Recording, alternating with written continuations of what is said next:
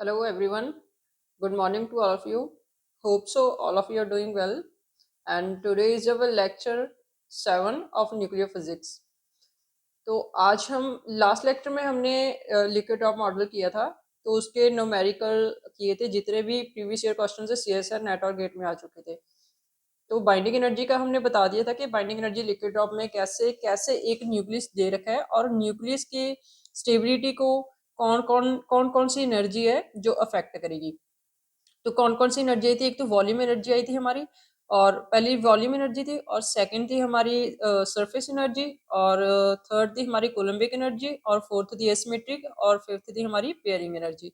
ये 5 एनर्जी थी हमारी जो हमारे न्यूक्लियस को अफेक्ट करती थी, न्यूक्लियस की स्टेबिलिटी को अफेक्ट करती थी। अगर स्टेबिलिटी को अफेक्ट करी तो बाइंडिंग एनर्जी को भी अफेक्ट करेगी ना। अगर मींस न्यूक्लियस जितना ज्यादा जकड़ा रहेगा, मतलब उस पर फोर्स स्ट्रॉन्ग लगेगी, ठीक है, तो बाइंडिंग उसको तोड़ने के लिए मुश्किल होगा। तो बाइंडिंग एनर्जी उसको तोड़ने के लिए जितनी ज्यादा एनर्जी देनी पड़ेगी तो वो बाइंडिंग एनर्जी होगी। तो बाइंडिंग एनर्जी इट मीन्स हमारी ज्यादा रहेगी अगर जितना ज्यादा स्टेबल होगा न्यूक्लियस। तो पूरे न्यूक्लियस को रखने के लिए, उसकी स्टेबिलिटी और अनस्टेबिलिटी के लिए हमने 5 तरह की एनर्जी की थी जो उसको अफेक्ट करेगी, ठीक है। तो उसके हमने न्यूमेरिकल्स कर लिए थे अभी तक के, और मैंने आपको मोस्ट स्टेबल आइसोबार के लिए डायरेक्ट फार्मूला भी बताया था और निकालना भी बताया था कि कैसे निकालना है, ठीक है। तो डायरेक्ट फार्मूला हमने जेड स्क्वायर के लिए भी किया था और Z into Z minus one के लिए भी किया था। जेड स्क्वायर, और अगर आपको कॉफिशिएंट्स की वैल्यू दे रखी है तो वही वैल्यू पुट करिएगा। अगर नहीं दे रखी तो भी नहीं फॉर्मूला वो लगाना, ठीक है। तो भी मतलब अगर जैसे कि ये देखिए बाइंडिंग एनर्जी हमने की थी, अगर हमारी ए वी इंटू ए यही की थी ना, और सरफेस एनर्जी कितनी थी, ए रेज़ टू पावर 2/3। याद करने का तरीका भी बताया था मैंने कैसे करना है जी। और ए कोलम्बी का कितना था, Z square a raise to power 1/3। और ये हमारी थी एनर्जी सिमेट्रिक कितनी थी, ए माइनस 2z का होल का स्क्वायर अपॉन ए, और प्लस ऑफ डेल्टा। ये पेयरिंग एनर्जी कितनी बताई थी मैंने, plus of A P A raise to power -3/4 था, 0 थी, या फिर minus A P A raise to power -3/4 थी।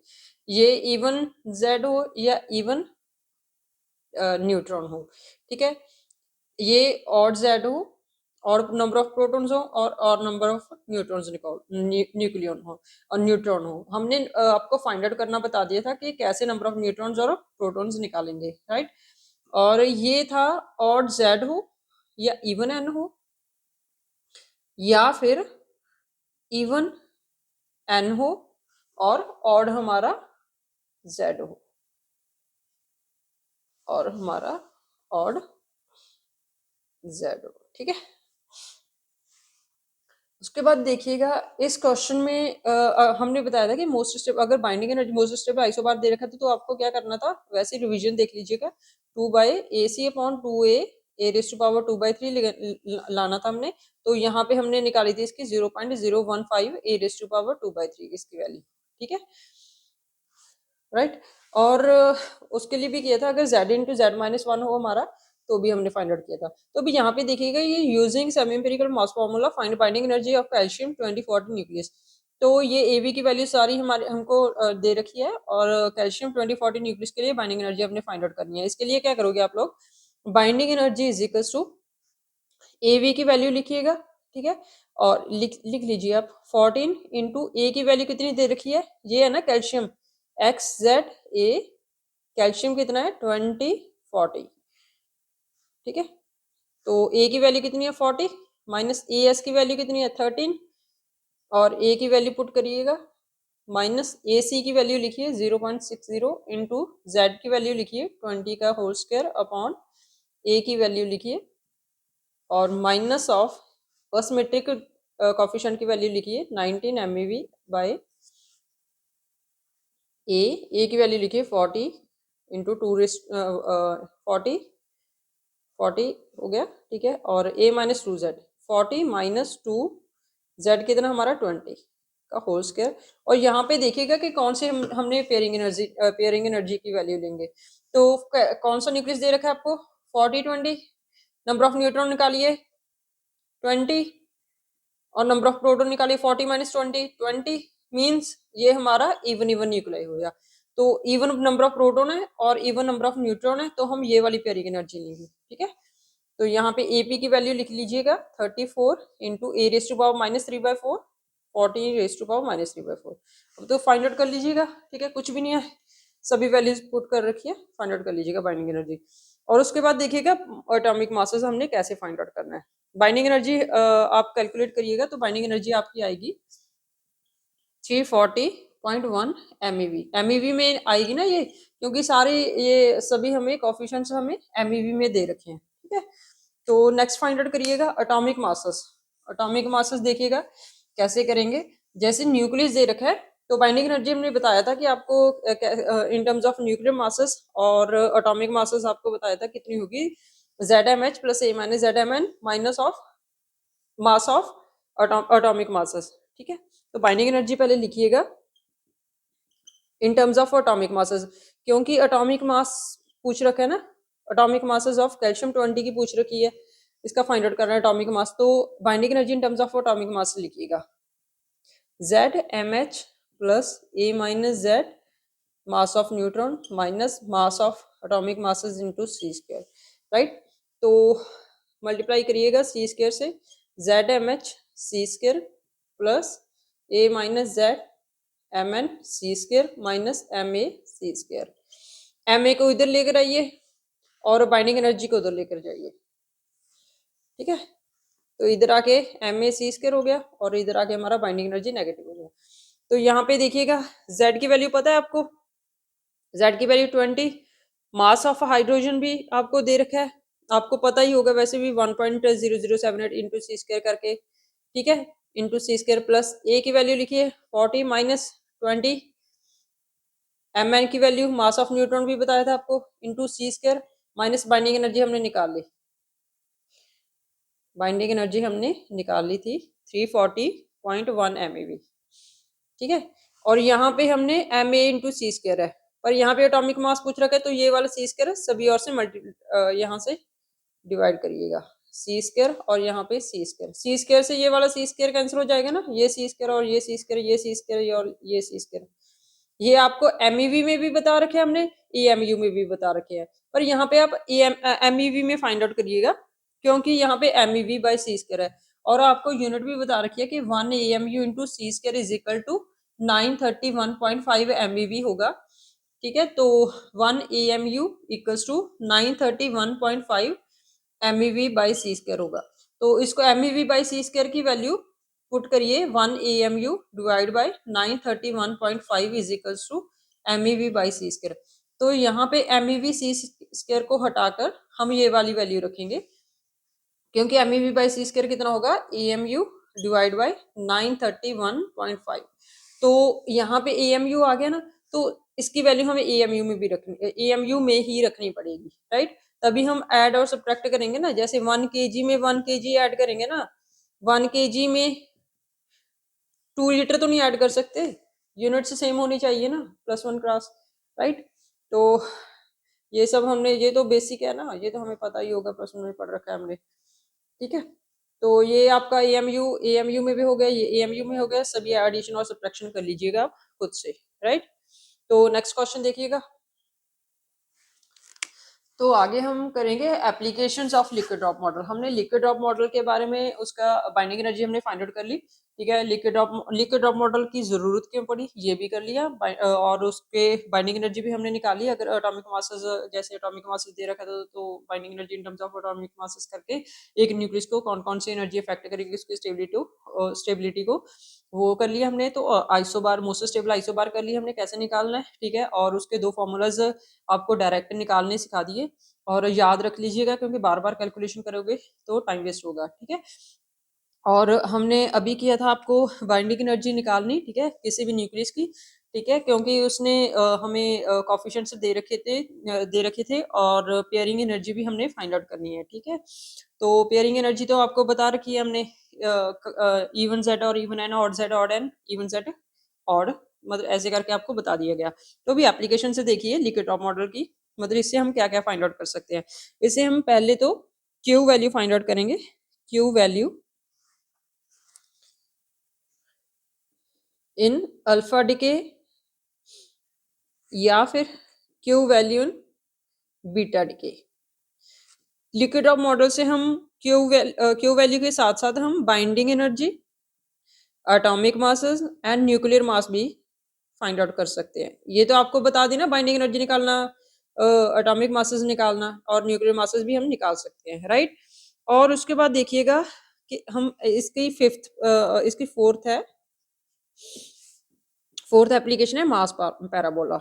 ये कहाँ से आया, कैसे आया, इसका मतलब क्या है। इसकी पैराबोला जैसी ग्राफ बनता है तो हमने इसका नाम मास पैराबोला रख दिया। तो ये देखिएगा, जैसे binding energy in terms of atomic masses लिखिएगा, जैसे लास्ट क्वेश्चन में किया था, ZmH plus A minus ZMN minus of Ma into C square. ठीक है, तो इसका लिखिए mass of A square A, क्योंकि एटॉमिक मास निकाल रहे हैं ना, मास पैराबोला करेंगे तो मास पता होना चाहिए ना पहले। तो लिखिएगा ZmH C square plus of A minus ZMN C square minus of binding energy, right. और इसके बाद डेल्टा की वैल्यू, पेयरिंग एनर्जी की वैल्यू आपको बता रखी थी हमने, प्लस करेंगे AP A⁻⁻³ किसके लिए होगा, अगर इवन Z होगा और इवन हमारा न्यूट्रॉन होगा। ठीक है, दैट इज A इवन के लिए करेंगे, राइट। उसके बाद देखिए 0 होगी पेयरिंग एनर्जी अगर इवन Z होगा, इवन नंबर ऑफ न्यूट्रॉन होंगे, प्रोटॉन होंगे और ऑड न्यूट्रॉन होंगे, या फिर ऑड प्रोटॉन हो और इवन न्यूट्रॉन हो, प्रोटॉन हो। ठीक है, न्यूट्रॉन। ठीक है, और ये किसके लिए है, A is equals to odd के लिए हमारी पेयरिंग एनर्जी 0 होगी। उसके बाद माइनस ऑफ AP A⁻³ ये किसके लिए होगा, ऑड Z हो हमारा और ऑड न्यूट्रॉन हो, that is A equals to even के लिए। ये तो आपको लास्ट लेक्चर में करवा दिया था, इसमें तो कुछ भी नया नहीं किया। अभी देखिए मास पैराबोला कैसे होगा। जैसे मास का विद रिस्पेक्ट टू Z जब हम ग्राफ बनाएंगे, ठीक है, तो एक ऐसी स्ट्रक्चर बनेगी जिसमें सारे एलिमेंट इसके पैराबोला की शेप में आ जाएंगे। ठीक है, जैसे देखिएगा यहाँ पे let it be atomic number लिख लीजिए 53 atomic number, 54 atomic number, 55 atomic number और 56, 57, 58। ठीक है, अप टू सोन करके हमारे ये एटॉमिक नंबर जा रहे हैं। और ये 56 वाला क्योंकि इसकी एनर्जी मास बहुत लो है, तो इट मीन्स जिसका ये ग्राफ हमें क्या बताता है, ये मतलब मोस्ट स्टेबल बताएगा ना, यहाँ पे रहना चाहता है। जो कहीं पे भी स्टेबिलिटी से, टिकाई से रहना चाहेगा वो उसकी स्टेबल कंडीशन होगी, राइट। इट मीन्स यहाँ पे अगर कोई एलिमेंट पड़ा है तो वो भी इधर आना चाहेगा, अगर कोई यहाँ पे पड़ा है न्यूक्लियस तो वो भी इधर आना चाहेगा। जैसे बॉल रुकती है ना, बॉल को इधर रखिएगा तो वो इधर आना चाहेगी, ऊपर तो नहीं जाना चाहेगी। इट मीन्स इसकी स्टेबिलिटी कंडीशन है। बॉल यहाँ पे पड़ी है तो किधर जाएगी, ऊपर जाएगी या नीचे जाएगी, नीचे आना चाहेगी क्योंकि उसका स्टेबिलिटी पॉइंट है, यहाँ पे शांत हो जाएगी रहकर। और उसके बाद देखिएगा ये स्टेबिलिटी कंडीशन है, और यहाँ पे देखिए ये हमारा मास की कंडीशन है। ठीक है, और हमारा मास पैराबोला है जो, ठीक है, उसके लिए अगर हमारा हमने मिरर न्यूक्लियर में किया था, अगर A इक्वल्स टू ऑड है हमारा, A इक्वल्स टू ऑड के लिए Z की वैल्यू हमने प्लस माइनस A की वैल्यू हमने Z1² माइनस Z2² की थी और A की वैल्यू हमने 2Z प्लस माइनस 1 की थी। ये फर्स्ट लेक्चर में हमने मिरर न्यूक्लियर में आपको बताया था कि मिरर न्यूक्लियर क्या होते हैं, राइट। वो आपको याद होना चाहिए, बार बार हम रिपीट नहीं करेंगे उस बात को। अगर हमारा एक बात और ध्यान में रखिए कि बीटा, वैसे तो हम बीटा डिके एलिमेंट्री पार्टिकल्स में पढ़ेंगे, बीटा पॉजिटिव डिके होगा और बीटा नेगेटिव डिके होगा, राइट। अगर बीटा पॉजिटिव डिके हो रहा है, अगर बीटा पॉजिटिव होगा तो XZ एक में कम होगा और एक बीटा पॉजिटिव निकलेगा और एक न्यूट्रॉन निकलेगा। अगर बीटा नेगेटिव हो रहा तो वो न्यूक्लियस का चार्ज हमारा एक बढ़ेगा और बीटा नेगेटिव निकलेगा और एंटी न्यूट्रिनो निकलेगा, राइट। मीन्स जेड का अगर बीटा नेगेटिव डिके है मान लीजिए, ठीक है, बीटा नेगेटिव डिके में आपका चार्ज ऑलवेज एक बढ़ेगा, नेगेटिव उसका इसका ऐसे याद रखिए, अगर नेगेटिव निकलेगा तो एक चार्ज बढ़ेगा, ठीक है, अगर पॉजिटिव निकलेगा तो एक चार्ज घटेगा, ऐसे याद रख लीजिएगा इसको। ठीक है, इसको फर्दर हम डिस्कस करेंगे बीटा डिके एलिमेंट्री पार्टिकल्स में, राइट। तो इसके बाद देखिएगा, ये तो हमें पता चल गया। तो यहाँ पे देखिएगा कि हमारा चार्ज हम हमारा कहाँ पे बीटा पॉजिटिव होगा, कहाँ पे बीटा नेगेटिव होगा। यहाँ पे देखिए, मान लीजिए कोई पड़ा है न्यूक्लियस, ठीक है, जिसका एटॉमिक नंबर 57 है, ठीक है। तो उस वो इधर आना चाहेगा स्टेबिलिटी कंडीशन पे, तो डिके होगा इसका नीचे वाली साइड। इट मीन्स उसका एटॉमिक नंबर घटेगा। एटॉमिक नंबर उसका घटा, पहले से 57 से कम हुआ, ठीक है।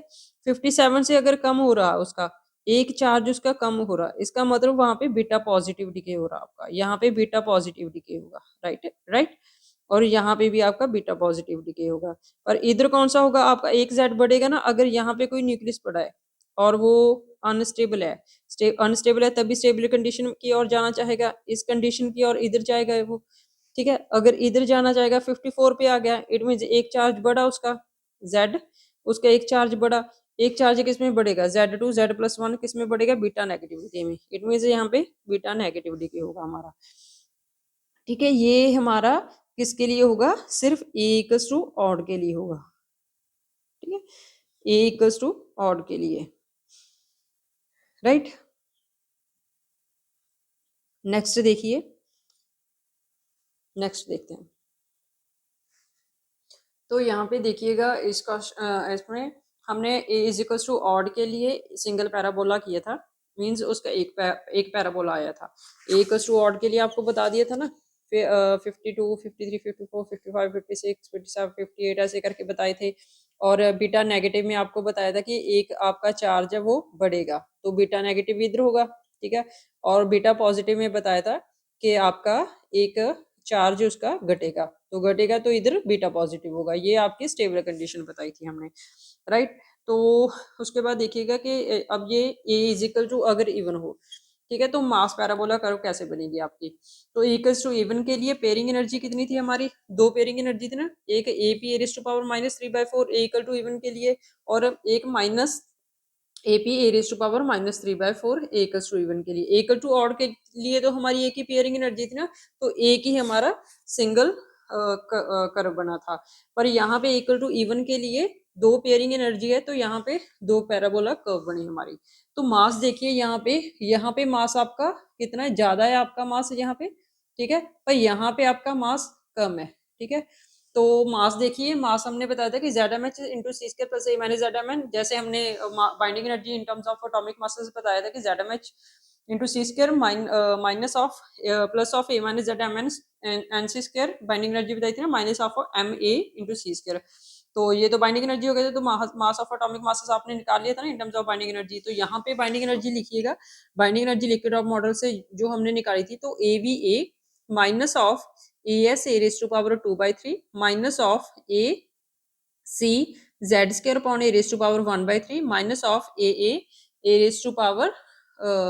A⁻2Z का होल का square upon A plus of pairing energy आई थी। पर यहाँ पे नेगेटिव साइन है, तो सभी का साइन अभी ऑपोजिट हो जाएगा, ठीक है ना, सभी के अगेन नेगेटिव साइन लग जाएगा। तो नेगेटिव साइन से क्या होगा, पेयरिंग एनर्जी हमारी नेगेटिव हो जाएगी। तो पेयरिंग एनर्जी नेगेटिव है, तो इसके लिए पेयरिंग एनर्जी ये वाली नेगेटिव होगी, ठीक है।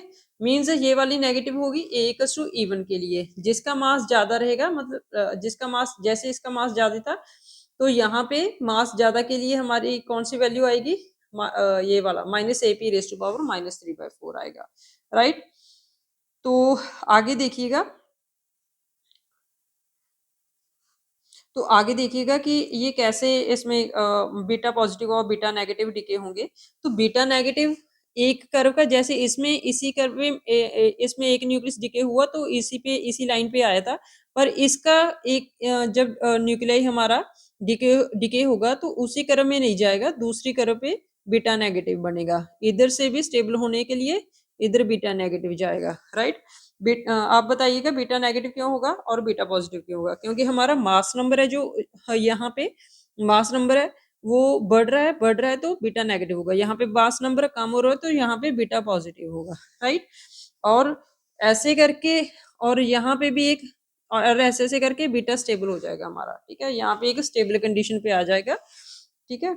और ये आपके मास पैराबोला कर्व हो गए। मास पैराबोला कर्व के हम डायरेक्ट दो क्वेश्चंस करेंगे, ठीक है। तो मास डिफरेंस ऑफ मिरर न्यूक्लियाई करेंगे, कैसे निकालना है मास डिफरेंस। जैसे मास मिरर न्यूक्लियाई के लिए मिरर न्यूक्लियाई के लिए आपको ए की वैल्यू हमने बता रखी है 2z प्लस माइनस 1, या फिर ए की वैल्यू आपको बता रखी है z1 square minus z2 square, और ये सिर्फ ए इक्वल्स टू ऑड के लिए बता रखा है। ठीक है, तो ए इक्वल्स टू ऑड के लिए यहाँ पे देखिए, यहाँ अगर हमारी बाइंडिंग एनर्जी में a माइनस 2z होगा ना, असिमेट्रिक पोटेंशियल, इसमें एसिमेट्रिक जो बाइंडिंग एनर्जी थी हमारी, ठीक है, तो वहां पे a माइनस 2z का होल के स्क्वायर को आप 1 पुट कर सकते हो ए इक्वल्स टू ऑड के लिए, अगर मिरर न्यूक्लियाई दे रखा है, राइट। इसमें ये इंपॉर्टेंट है, हम आगे क्वेश्चन में बाइंडिंग एनर्जी, बाइंडिंग इस फॉर्मूला की हेल्प से हम मिरर न्यूक्लियाई का मास डिफरेंस निकालेंगे। मास डिफरेंस देखिएगा कैसे निकालेंगे और कितना आएगा।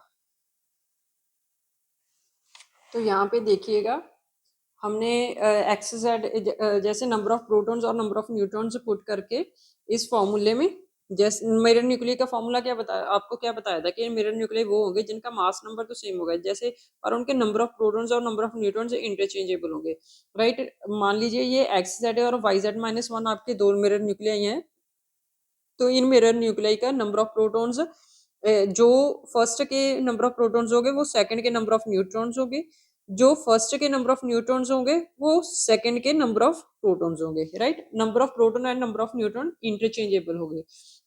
तो जो हमने मास, जैसे हमने बाइंडिंग एनर्जी का फॉर्मूला बताया था ZmH plus A minus ZMN minus of mass of atomic masses into C square, तो एटॉमिक मास का निकाल लिया था हमने ये in terms of binding energy. ठीक है, तो यहाँ पे पुट करिएगा नंबर ऑफ प्रोटॉन्स हमारे Z mp into C square, number of neutrons A minus Z into Mn, तो Z minus 1, A minus Z क्या होता है, नंबर ऑफ न्यूट्रॉन्स होता है, तो Z minus 1 Mn into C square हो गया। ठीक है, सिमिलरली दूसरे के लिए करेंगे, तो दोनों को रीअरेंज करके हमारे पास दो इक्वेशंस बनेगी, दोनों इक्वेशंस को जब हम सब्ट्रैक्ट करेंगे तो हमारे पास ये फॉर्मूला बनेगा मास डिफरेंस का। जब मास डिफरेंस ऑफ न्यूक्लियर मास बोल रखा हो, तो ये यहाँ पे हम न्यूक्लियर मास के लिए, न्यूक्लियस के अंदर क्या होता है, नंबर ऑफ प्रोटॉन्स हो गए ना, न्यूक्लियस तो प्रोटॉन होगा, इलेक्ट्रॉन तो नहीं होगा उसमें, ठीक है, न्यूक्लियस के अंदर प्रोटॉन और न्यूट्रॉन होगा, ठीक है, तो वहां पे मास of proton minus mass of neutron, mass difference, दोनों का मास डिफरेंस हो गया इनटू सी स्क्वायर, प्लस हमारी यहाँ पे एक कूलम्बिक एनर्जी भी आएगी, राइट।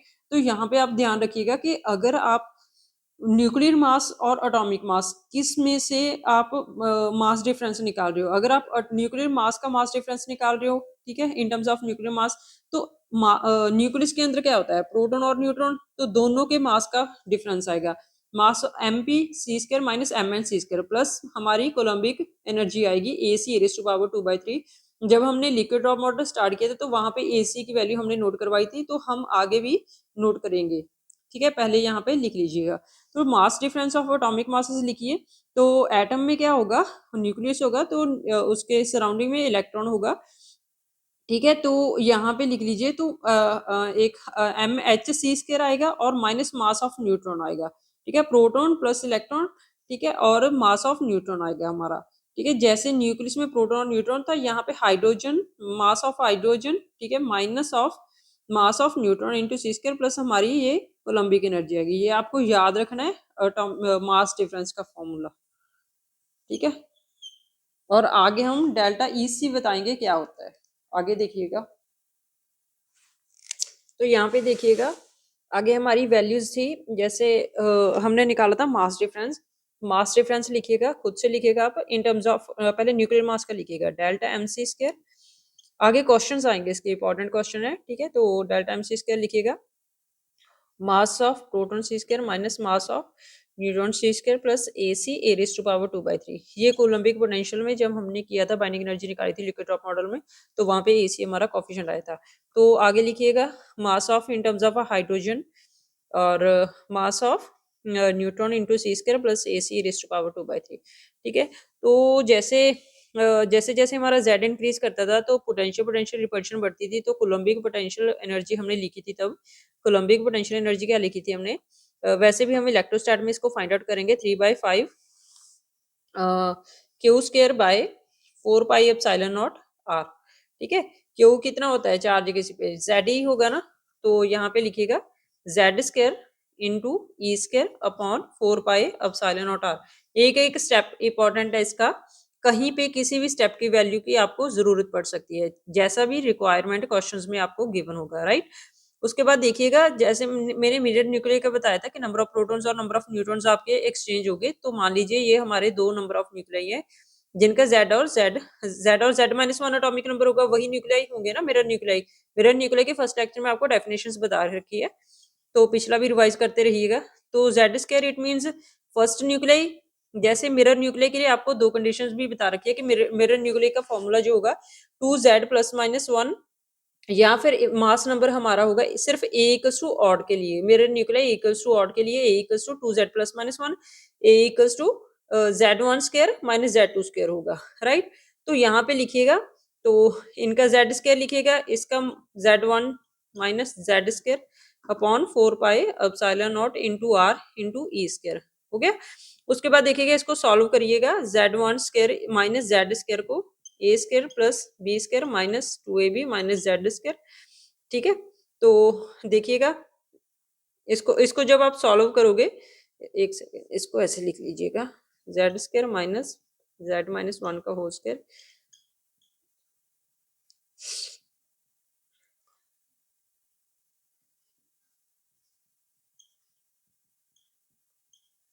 तो यहाँ पे देखिएगा 2Z-1 आ गया, 2Z-1 आ गया, ठीक है।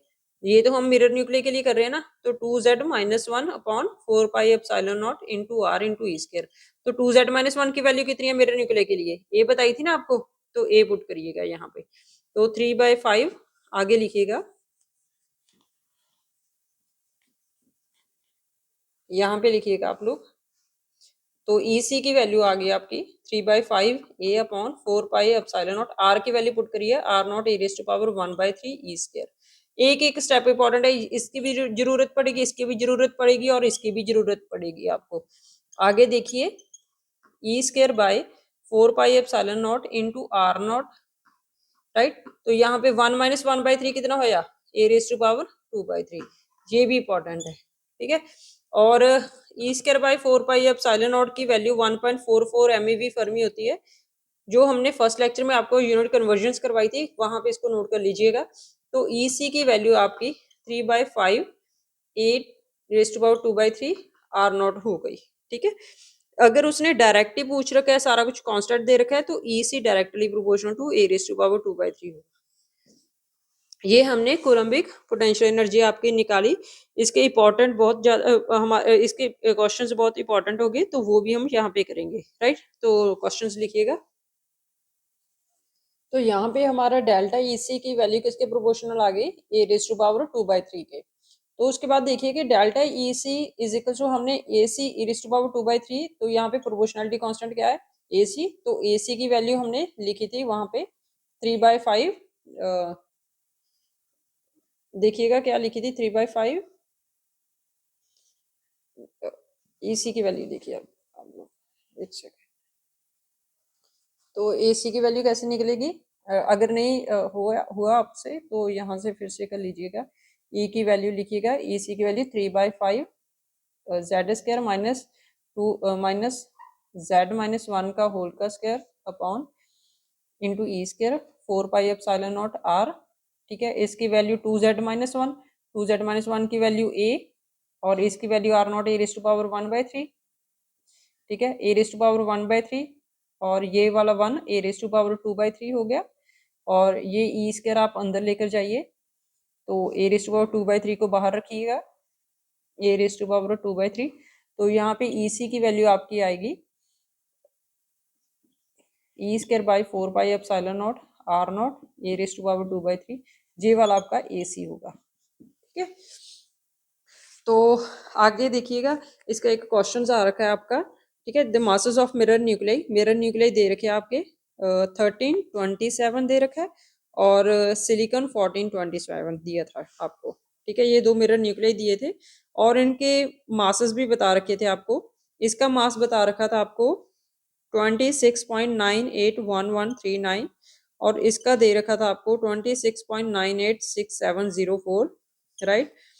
इसके देखिए, दे कूलम फाइंड आउट क्या करना है, दो coulomb coefficient in this semi empirical mass formula can be, इसको क्या बोलते हैं, कूलम कोफिशिएंट, इसको क्या बोलते हैं, कोलम्बिक एनर्जी।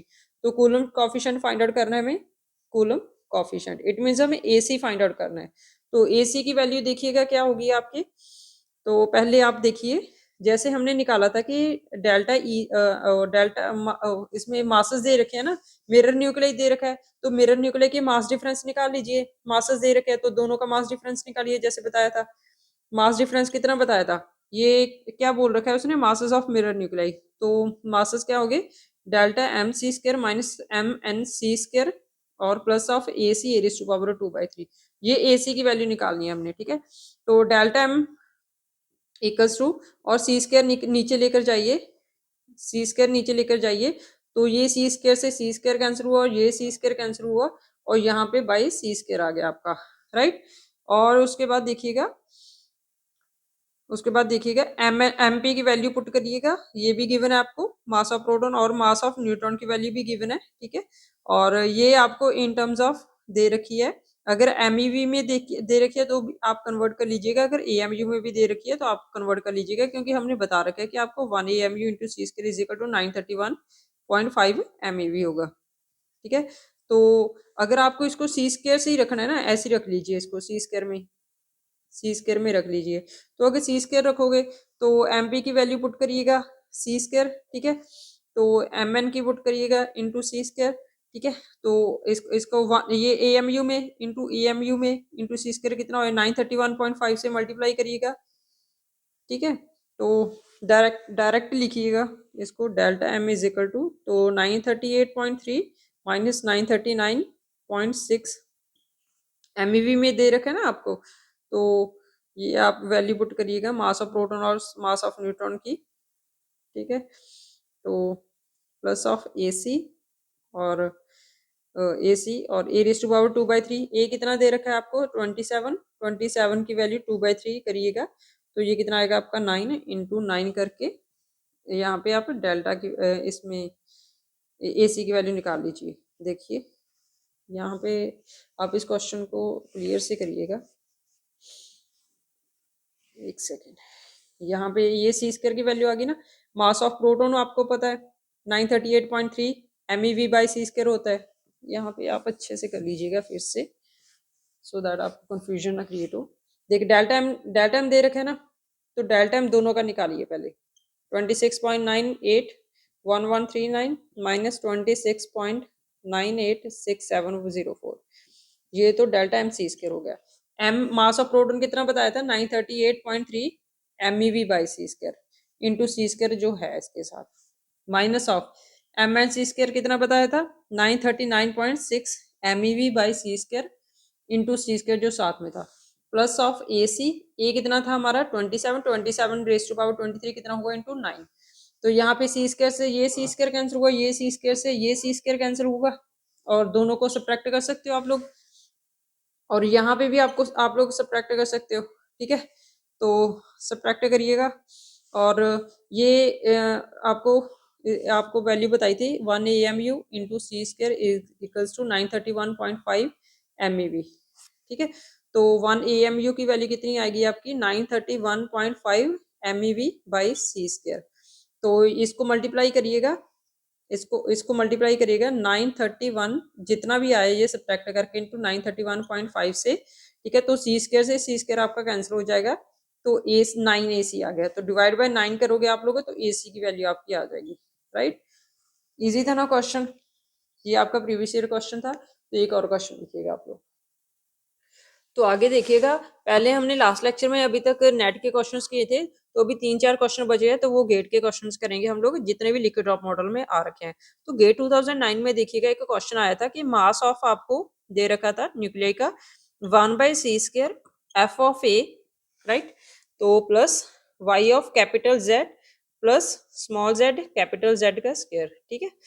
तो और इसमें y की वैल्यू आपको दे रखी थी माइनस ऑफ 4a, ठीक है। और स्मॉल z की वैल्यू आपको दे रखी थी A C A raise to power -1/3 plus 4a ठीक है। तो इसमें इस क्वेश्चन में पूछ रखा था कि आइसोबार बताइए, मोस्ट स्टेबल आइसोबार बताना था, कितनी वैल्यू आएगी, राइट।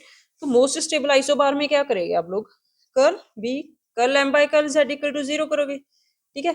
तो यहाँ पे वैल्यू पुट करिएगा y की जगह -4a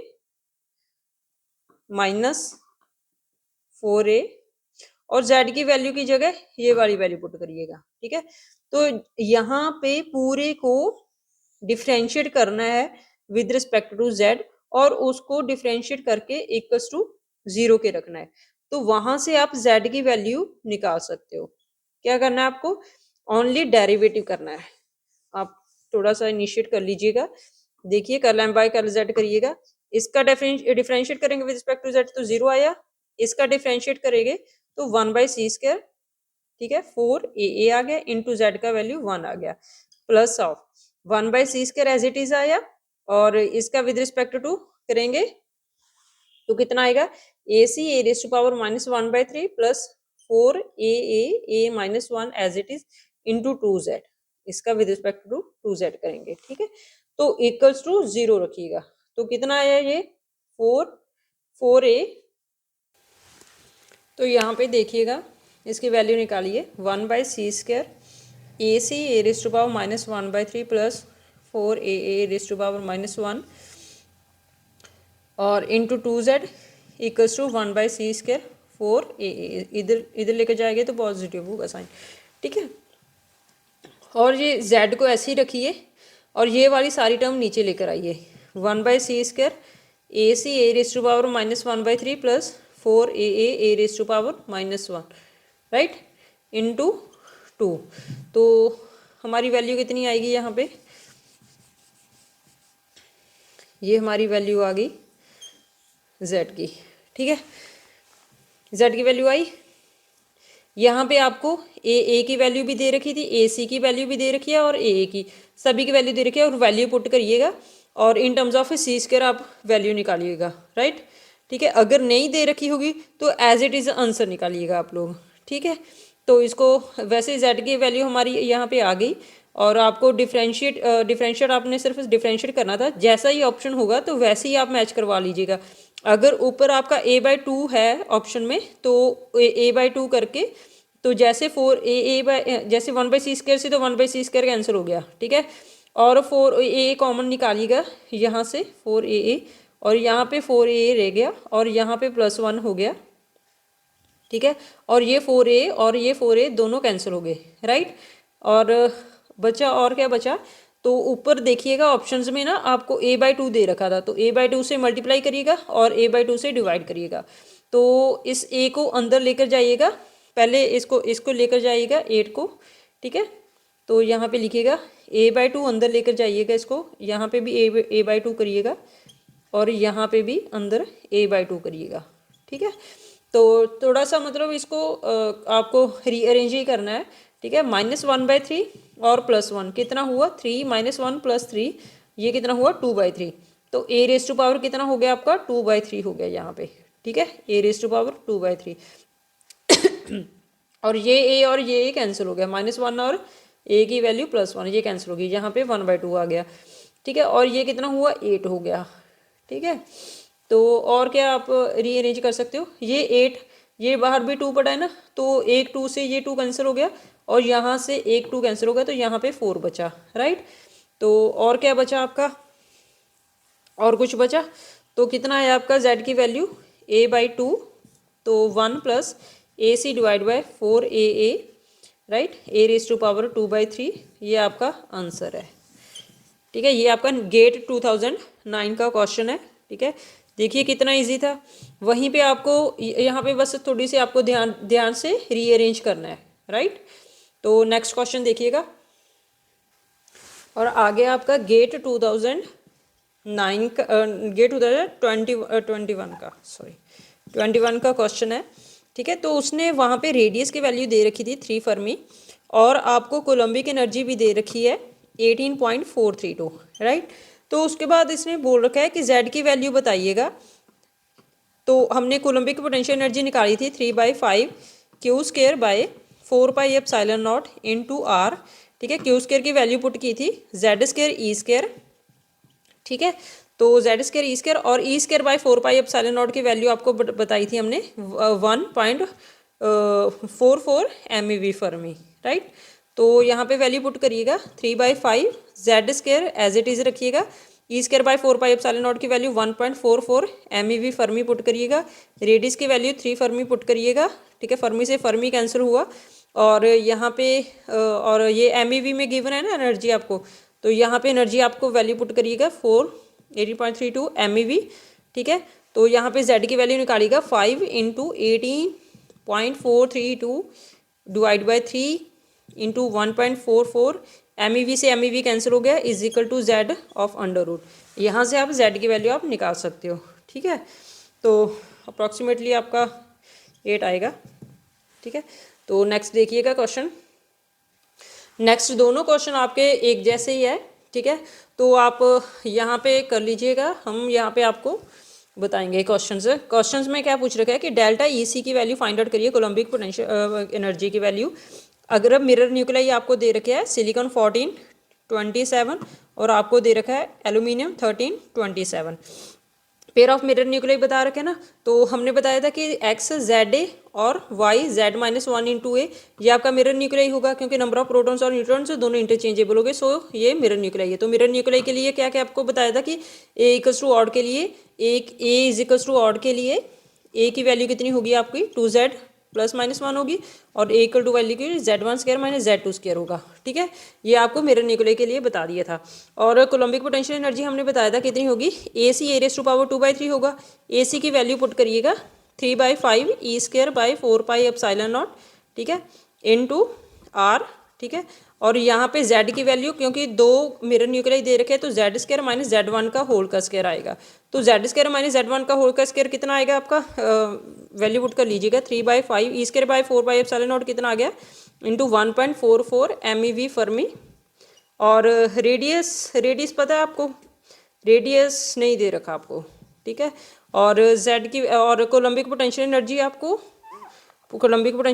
आपको ये दे रखी है 6 MeV, ठीक है, 6 MeV। उसने कुछ क्या पूछ रखा है, रेडियस पूछ रखा है, ठीक है।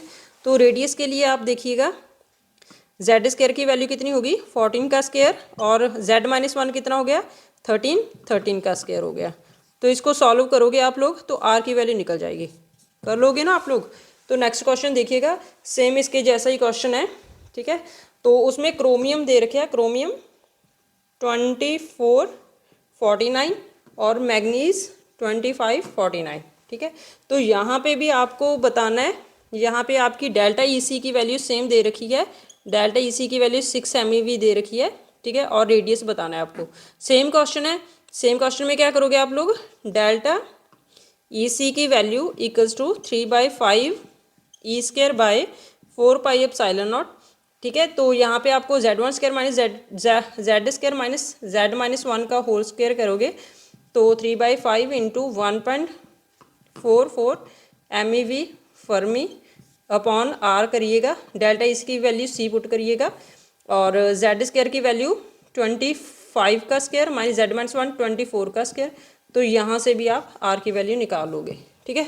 दोनों गेट में आ रखे हैं, ये तो नेट में आ रखा है, नेट 2011 में आ रखा है आपका, ठीक है।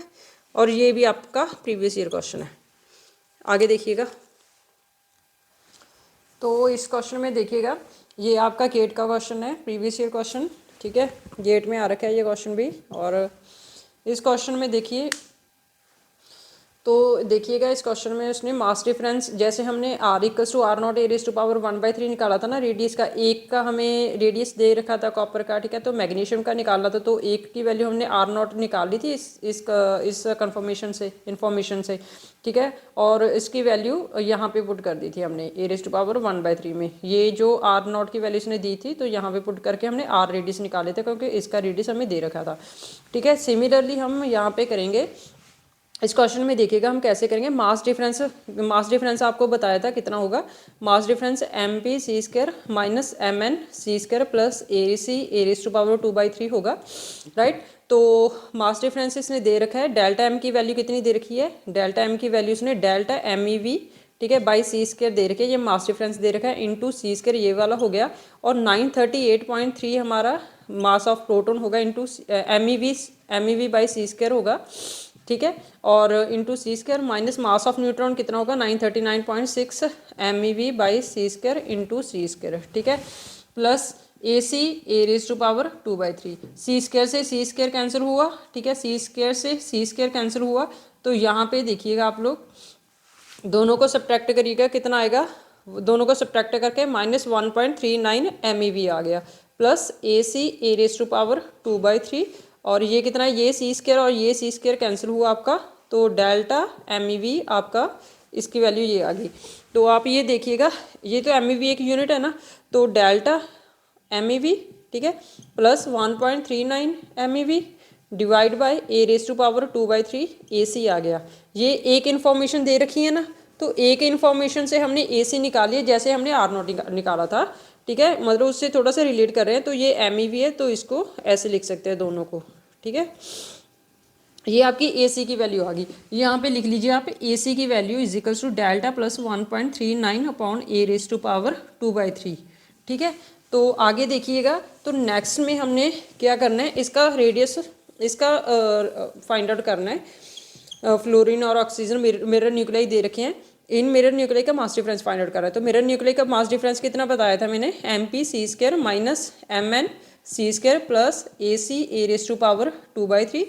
तो डेल्टा M की वैल्यू हमें फाइंड आउट करनी है, ठीक है, into C², mass of proton और मास ऑफ न्यूट्रॉन पुट करिए 938.3 MeV बाई C², ठीक है, into C², mass of neutron put करिए 939.6 MeV by C² into C² plus AC A raise to power 2/3, ठीक है, C² से C² कैंसिल हुआ, ठीक है, और ये C² से और ये C² कैंसिल हुआ, और इन दोनों को सब्ट्रैक्ट करके -1.39 आया, -1.39 MeV आ गया आपका।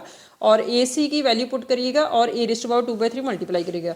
AC की वैल्यू कितनी आई आपकी, delta plus 1.39 A raise to power 2/3, और A raise to power 2/3 multiply था हमारा, ए रेज टू पावर 2/3 से A raise to power 2/3 cancel हुआ, तो यहाँ पे कितना है -1.39 और प्लस डेल्टा प्लस 1.39, और ये कैंसिल हुआ, और ये डेल्टा M की वैल्यू कितनी आ गई आपकी, डेल्टा M की वैल्यू नहीं, ये जो आप यहाँ पे कर रहे हो ना, ये देखिए ए रेज टू पावर 2/3 और ये वाला ए रेज टू पावर 2/3, ठीक है, और ये यहाँ पे जो ए रेज टू पावर 2/3 है वो इनका ये वाला है, ठीक है, क्योंकि हम ये मास डिफरेंस किसका निकाल रहे हैं, 17 वाला, ठीक है ना। तो यहाँ पे 17 वाला ए रेज टू पावर 2/3 है, ठीक है, यहाँ पे ध्यान रखिएगा, ये कैंसिल नहीं होगा ए रेज टू पावर 2/3, ठीक है। और यहाँ पे जो AC निकाला था ना, ये AC कहाँ से निकाला था, इस इंफॉर्मेशन से निकाला था ना, ये मिरर न्यूक्लियाई, ये दोनों मिरर न्यूक्लियाई थे, तो यहाँ पे निकाला था, तो ये यहाँ पे ये मिरर न्यूक्लियाई यहाँ पे 11 होगा, तो यहाँ पे इनका 11 होगा, तो यहाँ पे वैल्यू पुट करिएगा, ध्यान रखिएगा ये कैंसिल नहीं होगा, ठीक है, plus delta plus 1.39 upon 11 raise to power 2/3 into 7 raise to power 2/3, ठीक है ना। तो कैलकुलेट कर लीजिएगा, ये कितनी वैल्यू आएगी आपकी 1.39, ठीक है, और आप खुद से कैलकुलेट करिएगा इसकी डेल्टा M की वैल्यू, डेल्टा M करके, और बाई C² था ना डेल्टा M, और नीचे C² था, तो C² लिख लीजिएगा यहाँ पे बाई C² करके, तो आप इसको कैलकुलेट करिएगा कितना आएगा, ठीक है। तो ये आपके पूरा लिक्विड ड्रॉप मॉडल आपका दी एंड हो गया, यहाँ पे लिख देते हैं हम लोग, आपके लिक्विड ड्रॉप मॉडल कंप्लीट, ठीक है। तो बेसिक न्यूक्लियर प्रॉपर्टीज़ में से आपको क्या क्या फाइंड आउट करना सीख लिया, यहाँ पे लिखिएगा आप लोग क्या क्या फाइंड आउट किया आपने अभी तक।